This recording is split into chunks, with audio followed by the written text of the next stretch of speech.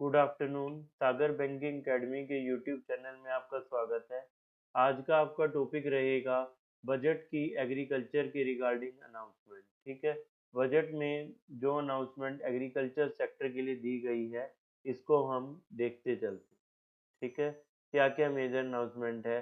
जैसा कि आपको पता है कि बजट में चार मेजर इंजन्स की बात हुई है। ठीक है, इस बार के बजट की जब हम बात करें, बजट 2025-26,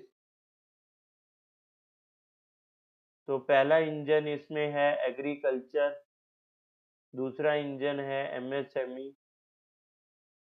तीसरा इंजन है इन्वेस्टमेंट और फोर्थ इंजन है export.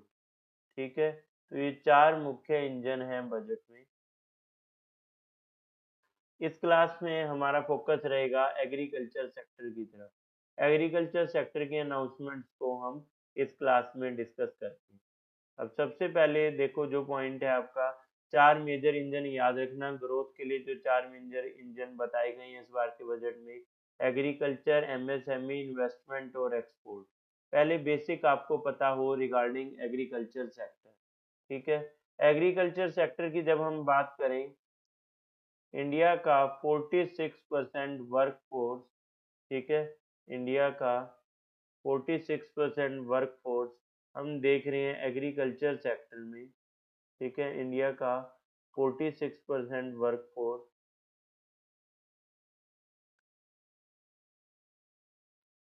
46% work force in agriculture sector.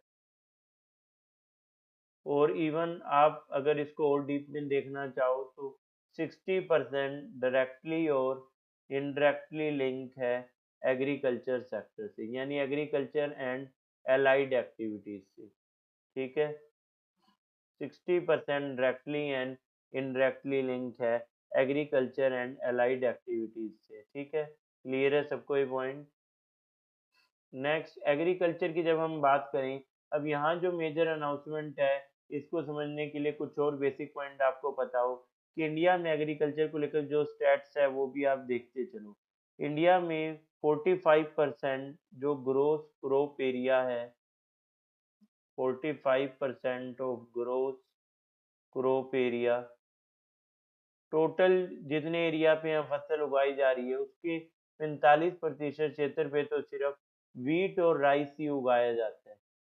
इसलिए इंडिया को वीट राइस इकोनॉमी भी बोल देते हैं। ठीक है, वीट और राइस ही उगाया जा रहा है। आप सोचो, इंडिया में जितने क्षेत्र पे खेती होती है, चीन में उससे आधे क्षेत्र पे खेती होती है, लेकिन चीन के एक्सपोर्ट एग्रीकल्चर के ज्यादा है। हमारे यहाँ इतने बड़े क्षेत्र पे भी खेती होते हुए, कृषि प्रधान देश होते हुए, एक्सपोर्ट कम है और वीट राइस की ज्यादा खेती हो रही है।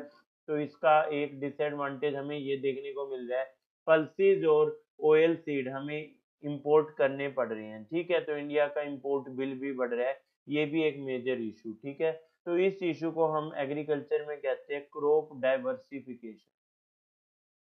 ठीक है, फसलों के वर्गीकरण की हम बात कर रहे हैं, क्रॉप डाइवर्सिफिकेशन। ठीक है, तो ये क्रॉप डाइवर्सिफिकेशन का इशू भी हम देख रहे हैं।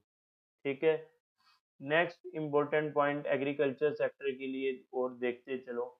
अगला पॉइंट फिर हम ये देख रहे हैं, एग्रीकल्चर सेक्टर में जब हमने वर्कफोर्स की बात कर ली तो जीडीपी में भी, जीडीपी में एग्रीकल्चर में योगदान है 15 से 16% कंट्रीब्यूशन इन जीडीपी। अब जैसा कि आपको पता है, हमने लास्ट क्लास में भी डिस्कस कर चुके हैं इकोनॉमिक सर्वे में कि इकोनॉमी के थ्री मेजर सेक्टर होते हैं, प्राइमरी सेक्टर, सेकेंडरी सेक्टर और टर्शरी सेक्टर। तो यहाँ प्राइमरी सेक्टर की जब हम बात कर रहे हैं उसमें आता है एग्रीकल्चर। तो सबसे ज्यादा लोग प्राइमरी सेक्टर में हैं, पर सबसे ज्यादा जीडीपी में योगदान है टर्शरी सेक्टर का, जो कि है सर्विसेज। सेकेंडरी सेक्टर में आती है इंडस्ट्रीज। ठीक है, एग्रीकल्चर को लेकर बाकी जो अनाउंसमेंट है एक बार इनको भी देखते चलो। देखो, गवर्नमेंट का एक और इनिशिएटिव रहता है, गवर्नमेंट का फोकस है पिछले कुछ बजट से ज्ञान इनिशिएटिव। ज्ञान इनिशिएटिव में क्या होता है, गरीब युवा अन्नदाता नारी। तो आज के सेशन में हमारा फोकस है अन्नदाता पे। ठीक है, कि बजट में जो अनाउंसमेंट है एग्रीकल्चर सेक्टर के लिए। एग्रीकल्चर सेक्टर में नेक्स्ट अपडेट फिर हम ये देख रहे हैं, एग्रीकल्चर में हम दो मेजर टाइप के एग्रीकल्चर की बात करते हैं। एक होता है सब्सिस्टेंस एग्रीकल्चर, जीने योग्य फार्मिंग, ठीक है, और एक होता है कमर्शियल एग्रीकल्चर। जैसे इस बार के भी बजट में आप देखोगे कि अनाउंसमेंट है कॉटन के लिए, कॉटन इंडस्ट्री, तो कॉटन तो प्रोडक्ट फैक्ट्री के लिए बन रहा है, कमर्शियल वाणिज्यिक खेती में आ जाएगा। सब्सिस्टेंस होते हैं जीने योग्य है, तो इसमें आता है फूड ग्रेन, ठीक है, यहाँ आपका फूड ग्रेन वाला कंपोनेंट रहता है। और दूसरा कई बार हम कंसीडर करते हैं अदर पार्ट को भी, लाइक हॉर्टिकल्चर। हॉर्टिकल्चर है आपका फ्रूट्स एंड वेजिटेबल के रिगार्डिंग जो फार्मिंग है, उसमें उसे हम कह रहे हैं हॉर्टिकल्चर, ठीक है। तो इसके लिए भी हमें ध्यान देना है, क्योंकि देखो इन्फ्लेशन में एक मेजर कंट्रीब्यूटर होता है फूड इन्फ्लेशन, और फूड इन्फ्लेशन की जब हम बात कर रहे हैं उसमें भी ये सप्लाई कम हो जाती है, डिमांड उतना है फ्रूट वेजिटेबल का, तो ये एक मेजर इशू बनता है। तो हॉर्टिकल्चर का भी हमें इस पे ध्यान रखना है, ठीक है, क्लियर है ये पॉइंट। नेक्स्ट अगली अपडेट्स को भी डिस्कस करते चलते हैं। जो अदर पॉइंट होंगे इसमें समझने के, उसको हम पैरेलली लिखते चलेंगे। तो पहला पॉइंट है प्रधानमंत्री धन धान्य कृषि योजना, ठीक है, धन धान्य कृषि योजना, developing agri district program to cover 100 district and 1.7 crore farmer.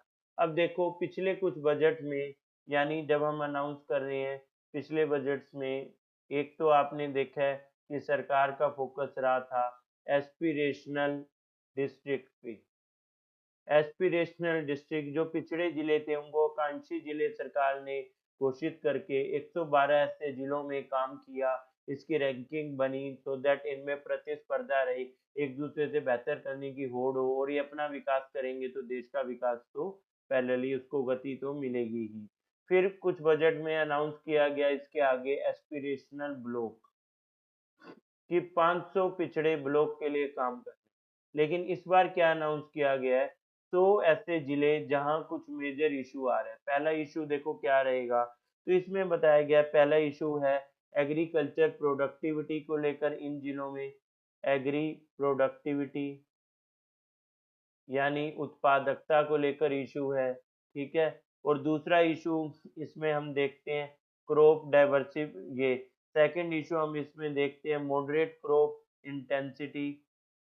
Intensity कम। अब जहाँ देखो अच्छी मिट्टी होगी तो हमें पता है खेती में तीन मुख्य सीजन हो गए, खरीफ हो गया, रबी हो गया, इन बिटवीन जायद हो गया।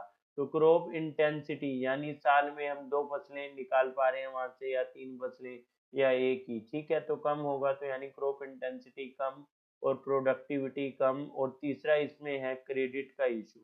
तो ये तीन मुख्य समस्याएं हैं, ये प्रॉब्लम्स हैं जो इन 100 डिस्ट्रिक्ट में हैं, ठीक है। इसके सॉल्यूशन के लिए हम इस धन धान्य कृषि योजना की बात कर रहे हैं, ठीक है। इन 100 डिस्ट्रिक्ट की जो बात हो रही है वो इन समस्याओं पे हो रही है, ठीक है, क्लियर है सबको ये पॉइंट, ठीक है। नेक्स्ट बाकी की अपडेट भी एक बार देखते चलो। अगली अपडेट है आपकी कृषि सेक्टर में जो second major announcement, enhance credit through KCC. KCC योजना के बारे में भी आपको पता हो। केसीसी की जब हम बात कर रहे हैं, ये है किसान क्रेडिट कार्ड, किसान क्रेडिट कार्ड। इसका आइडिया दिया था पूर्व प्रधानमंत्री अटल बिहारी वाजपेयी जी ने, ठीक है। इसका आइडिया हम देख रहे थे फॉर्मर पीएम अटल बिहारी वाजपेयी, ठीक है। इसका आइडिया दिया था पूर्व प्रधानमंत्री अटल बिहारी वाजपेयी जी ने, ठीक है। और 1998 में इसको लॉन्च किया था आरबीआई और नाबार्ड ने। 1998 में इसको लॉन्च किया आरबीआई एंड नाबार्ड, आरबीआई और नाबार्ड के द्वारा किसान की क्रेडिट कार्ड को लॉन्च किया गया, ठीक है। इसमें पहले लिमिट होती थी 3 लाख, 3 लाख वाली लिमिट थी, अब उसको बढ़ा के 5 लाख कर दिए, ठीक है। अर्लियर लिमिट इसमें है 3 लाख, ठीक है। जो पुरानी लिमिट हम इसमें देख रहे हैं 3 लाख की, ठीक है। अब इसको बढ़ा के 5 लाख कर दिया गया, ठीक है। अब इसको बढ़ा के 5 लाख कर दिए। और इसके अलावा जो इसमें मेजर अपडेट, यहाँ हम देखते हैं 3 लाख पे पहले 9% ब्याज लगता था, सरकार इसमें देती है इंटरेस्ट सबवेंशन, ठीक है, interest subvention on KCC loan. Interest subvention को आप एक तरह से इंटरेस्ट सब्सिडी की तरह समझ सकते हैं कि 9% ब्याज है तो 2% सरकार सभी फार्मर के लिए भर रही है, और जो टाइम से पे करते हैं उनके लिए 3% और भर जाती है, तो यानी 4% ही बचता है। 9 में से 2 तो देखो सभी के लिए भर रहे हैं और 3% और भर देते थे 3 लाख पे। पहले ये होता था सिर्फ नॉर्मल बेसिक फार्मर्स के लिए, बाद में इसको डेयरी उद्योग और फिशरी सेक्टर के लिए भी कर दिया। पिछले 7 सालों में डेयरी और ये फिशरी सेक्टर के लिए भी केसीसी शुरू कर दी है, ठीक है। क्लियर है केसीसी वाला पॉइंट। अब नेक्स्ट पॉइंट है आपका मिशन फॉर कॉटन प्रोडक्टिविटी, ठीक है। कॉटन प्रोडक्टिविटी का देखो क्या पॉइंट है, इसको आप देखते चलो। यहाँ पे सरकार ने कहा है कि देखो कॉटन में ये 5 ईयर का एक मिशन इसके लिए लेके आ रहे हैं, ठीक है। और इंडस्ट्री में जो डिमांड है, इंडस्ट्री की डिमांड हम देख रहे हैं लॉन्ग स्टेपल कोटिंग के लिए, ठीक है। तो इस चीज को लिखते चलो, extra long staple cotton variety, ठीक है, extra extra long staple, extra long staple cotton variety, ठीक है। इसके लिए बेसिकली काम करना है मिशन फॉर कॉटन प्रोडक्टिविटी में, ठीक है। एक्स्ट्रा लॉन्ग स्टेपल कॉटन के लिए काम करना है क्योंकि इंडस्ट्री की मुख्य डिमांड यही है। अब कुछ पॉइंट इससे जुड़े और याद रख लो, जैसे टेक्सटाइल सेक्टर में सरकार ने अनाउंस किया था 5F, 5F अनाउंस किए थे। 5F आपको पता हो, 5F आपके होते हैं फार्म, फार्म टू फाइबर, ठीक है। और इसमें हम देखते हैं फाइबर टू फैब्रिक, ठीक है, या इसको हम कहते हैं फैब्रिक के बन रहे फैक्ट्री में तो फैक्ट्री, ठीक है। फिर अगला पॉइंट आएगा फैशन, और नेक्स्ट पॉइंट है फॉरेन, तो इसको कह रहे हैं 5F, ठीक है। ये 5F वाला पॉइंट रहेगा। और एक और अपडेट इसमें, इसमें हम गवर्नमेंट ने पहले एक स्कीम अनाउंस की थी टेक्सटाइल सेक्टर के लिए, पीएम मित्रा, ठीक है, पीएम मित्रा स्कीम भी अनाउंस किया था टेक्सटाइल सेक्टर के लिए, ठीक है। तो इस स्कीम के रिगार्डिंग भी देखते चलो, ठीक है। टेक्सटाइल सेक्टर का पॉइंट आप यहाँ से देख लेते हैं, एनीवेज हम इसको इधर लिख लेते हैं, ठीक है। पीएम मित्रा स्कीम, इसमें गवर्नमेंट ने अनाउंस किए थे 7 इंडस्ट्रियल टेक्सटाइल पार्क, और सरकार ने अनाउंस किया हुआ राष्ट्रीय हथकरघा दिवस, नेशनल हैंडलूम डे, ये भी आपको पता हो टेक्सटाइल मिशन के लिए, national handloom day. National handloom day आपका रहता है, इस दिन स्वदेशी आंदोलन शुरू हुआ था 7 अगस्त, तो ये 7 अगस्त 2015 से मना रहे हैं क्योंकि 7 अगस्त 1905 को शुरू हुआ था स्वदेशी मूवमेंट, ठीक है। तो ये सारी अपडेट आपकी हो जाएगी कॉटन प्रोडक्टिविटी के लिए, ठीक है। ये सब की सब अपडेट आपकी कॉटन प्रोडक्टिविटी को या कॉटन और रिगार्डिंग यानी टेक्सटाइल सेक्टर से जुड़ी हम देख रहे हैं। और ये सारी अपडेट आपकी केसीसी पे है, जो पहले हमने देखा, ठीक है। ये सब अपडेट आपका है केसीसी के लिए, ठीक है। ये सारा अपडेट आपका केसीसी पे है, ठीक है। और धन धान्य कृषि योजना को भी हम देख चुके हैं, ठीक है। ये अपडेट आपकी धन धान्य कृषि योजना के लिए, ठीक है। ये सारी अपडेट धन धान्य कृषि योजना से रिलेटेड, ठीक है। नेक्स्ट अगला पॉइंट है आपका national mission on high yielding in seeds, तो इसको भी देखते चलो। अब देखो धन धान्य कृषि योजना को तो हमने देख लिया, ठीक है। अगले पॉइंट पे अब आते हैं। नेक्स्ट पॉइंट आपका रहेगा national mission on high yielding seeds, ठीक है, national mission on high yielding seeds, इसको यहाँ से देखते चलते हैं, ठीक है। National mission on high yielding seeds. अब देखो, खेती में सबसे महत्वपूर्ण पॉइंट क्या है? जब हम यहाँ खेती की बात कर रहे हैं, किसी की फसल अच्छी हो तो पहली लाइन यही पूछी जाती है कि बीज कहाँ से लाया, ठीक है? तो ये भी पॉइंट उसी से रिलेटेड है। अगर हम अच्छी किस्म के बीज मुहैया कराएंगे तो खेती में पैदावार बढ़ेगी, उत्पादकता अच्छी होगी, ठीक है? और वैसे भी आपको पता हो कि जब हम बात करते हैं ग्रीन रेवोल्यूशन की, हरित क्रांति की, तो हरित क्रांति में जो मुख्य कारक था, मेजर कंट्रीब्यूटर था, HYV सीड सी थी, ठीक है? जो 1967 के अराउंड हम ग्रीन रेवोल्यूशन देख रहे थे, high yielding variety of seeds. दूसरा इसमें था, इरिगेशन के ऊपर काम किया था, इरिगेशन फैसिलिटी को इम्प्रूव, और पेस्टिसाइड और फर्टिलाइजर जो उस समय की मुख्य मांग थी, ठीक है, उसके रिगार्डिंग भी काम हुआ था, ठीक है? क्लियर है ये? तो अभी पिछले बजट में भी क्लाइमेट रेजिलिएंट सीड वैरायटी की बात हुई, हाई यील्डिंग सीड वैरायटी की बात। तो इस बार भी देखो उसी तरह की अपडेट हम देख रहे हैं, improve eligibility of over 100 seed varieties, ठीक है? तो ये सारी अपडेट इसके रिगार्डिंग। नेक्स्ट, अगली अपडेट है आपकी मखाना को लेकर, making makhana a global super food. आजकल देखो मखाना को ट्रीट करते हैं, और मखाना के बारे में सभी डॉक्टर सजेस्ट करते हैं कि अपने आप में एक सुपर फूड है, रिच ऑफ मिनरल्स है मखाना, यानी हम बात कर रहे हैं फोक्सनट की, ठीक है? और इसका जो मेजर अपडेट है, बजट में अपडेट है, मखाना बोर्ड इस्टेब्लिश होगा बिहार में, ठीक है? बिहार में देखो, ये जीआई टैग मिला था मिथिला मखाने को 2022 में, मिथिला मखाना इसको मिला था जीआई टैग 2022 में। बिहार में जो ईस्टर्न बिहार रीजन है वो फेमस है इन मखाने की खेती के लिए, ईस्टर्न बिहार, ठीक है? ईस्टर्न बिहार ये मेजर प्रोड्यूसर है, ठीक है, जब हम मखाने की बात कर रहे हैं। अब देखो, ज्यादा कंट्रीब्यूटर यानी मेजर प्रोड्यूसर है बिहार, लेकिन एक्सपोर्ट ज्यादा होता है पंजाब से, तो क्यों ना यही एक हब बना के जहाँ रॉ मटेरियल है वही इंडस्ट्री ज्यादा बनाई जाए, ठीक है?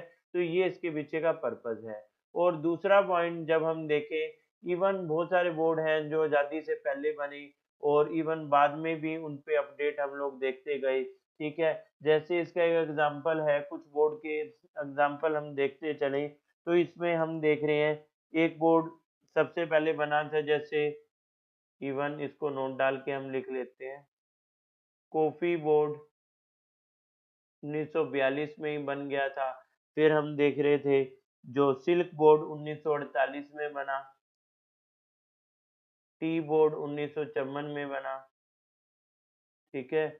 और इसके अलावा रबर बोर्ड 1955, ठीक है?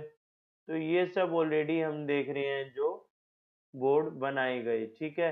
अब यहाँ किसकी बात हो रही है? मखाना बोर्ड की। अब पॉइंट ये है कि बोर्ड बनाने से क्या होगा, ठीक है? देखो, पहला है कि बोर्ड से प्रोक्योरमेंट इजी हो जाएगा, ठीक है? जब बोर्ड बन जाएगा तो प्रोक्योरमेंट को लेकर पॉइंट है। फिर स्टोरेज, स्टोरेज, ठीक है? थर्ड रहेगा प्रोसेसिंग, ठीक है? और फोर्थ पॉइंट इससे जुड़ा हुआ है supply to market, supply to market.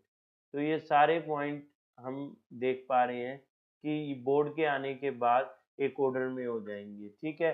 तो ये बेसिक पर्पज है इस बोर्ड के आने के साथ, ठीक है? क्लियर है ये पॉइंट? बोर्ड फॉर्मलाइज कर देगा क्रेडिट को भी, और इवन हम देख रहे हैं आइडेंटिफाई करेगा मार्केट, कनेक्ट करेगा फाइनल बायर्स के लिए, एफपीओज के लिए बेटर बार्गेनिंग कर पाएगा, ठीक है? और वैसे भी करंट में एक अपडेट हमने इसके रिगार्डिंग अभी पढ़ी थी, इसको भी पैरेलली आप लिखते चलो, ठीक है? इस अपडेट पे भी लिख लो। करंट में हम पढ़ रहे थे, एक बोर्ड और अभी बना था जो कि है आपका national turmeric board, national turmeric board, ठीक है?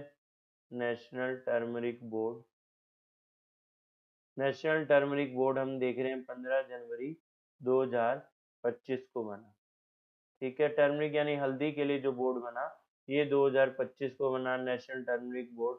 हेडक्वार्टर है इसका निजामाबाद, तेलंगाना, निजामाबाद तेलंगाना,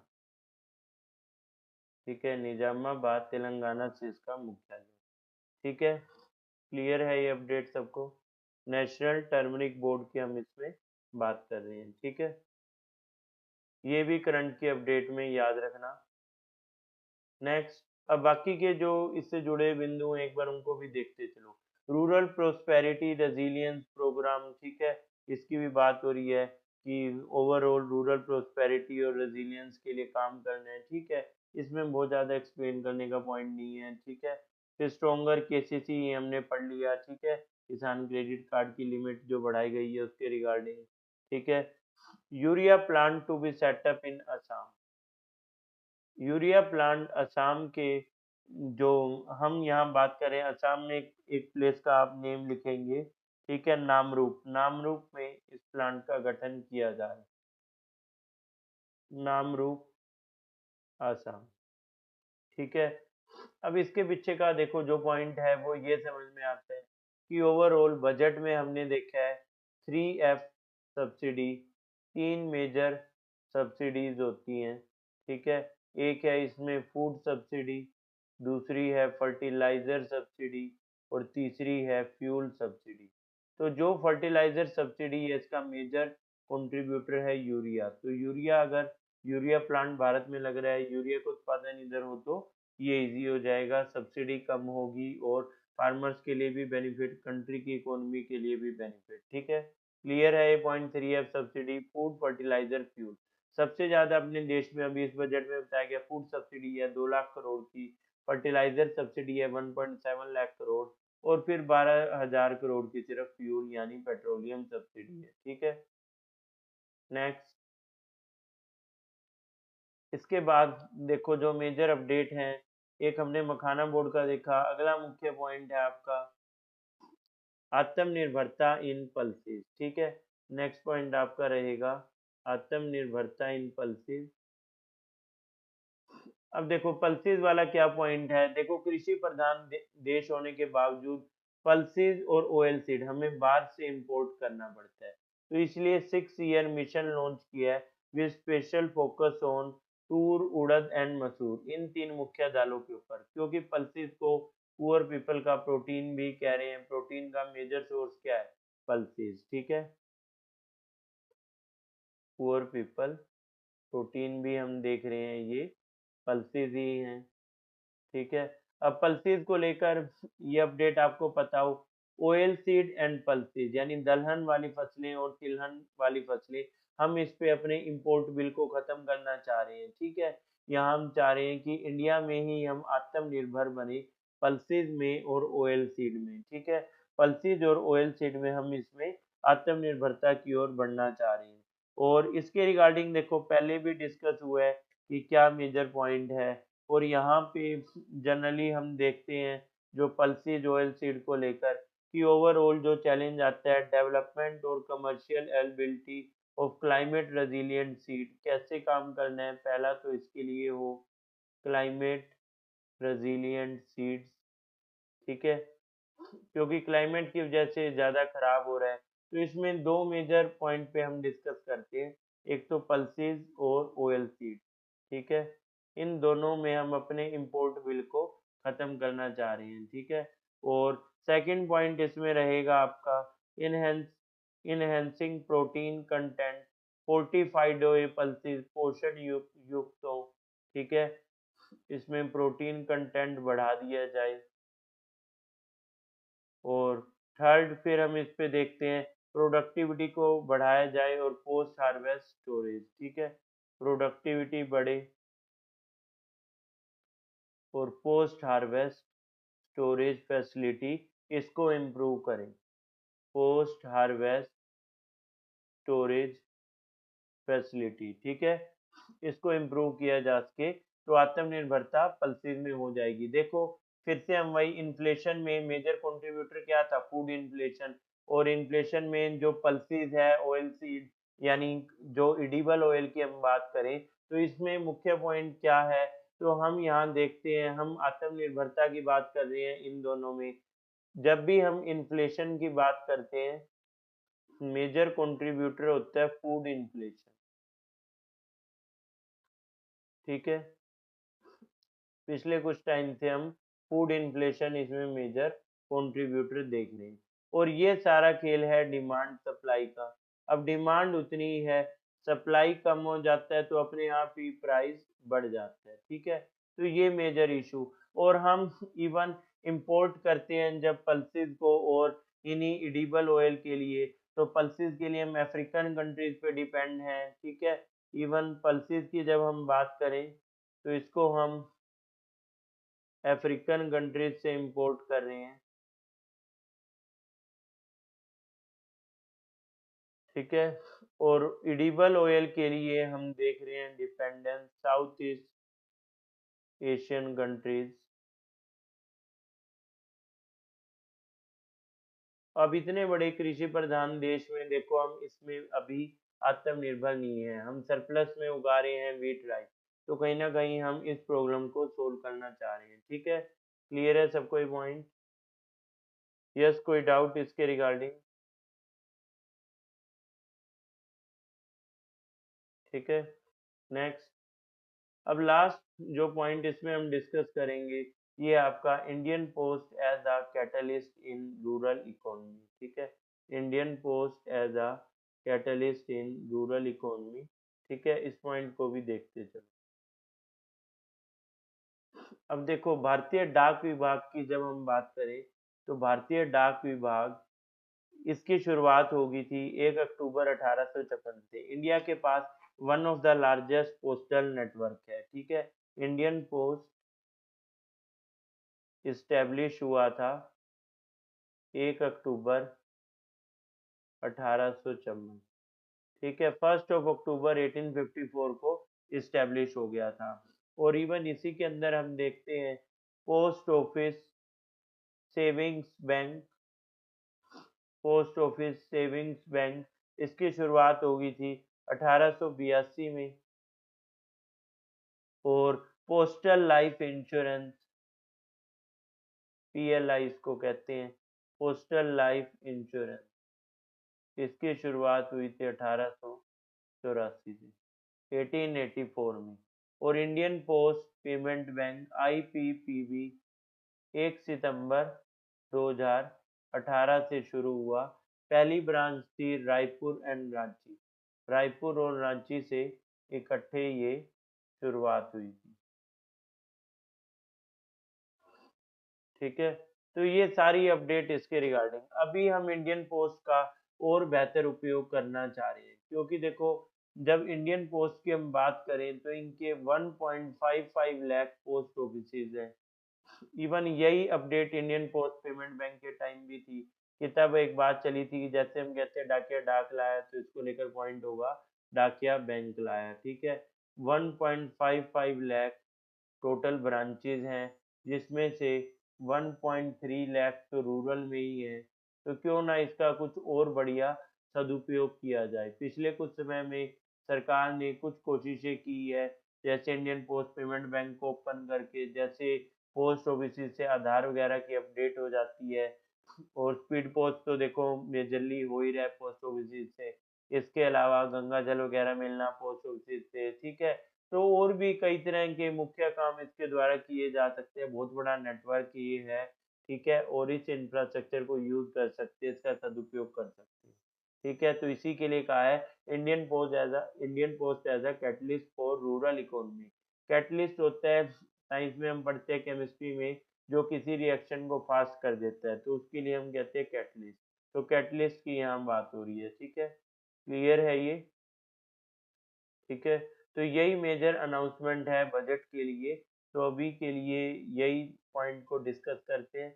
बाकी फिर आगे कोई और टॉपिक करेंगे और डिटेल में बजट करेंगे नॉर्मल क्लासेस में, ठीक है। अभी के लिए इतना ही डिस्कस करते हैं। Thank you class.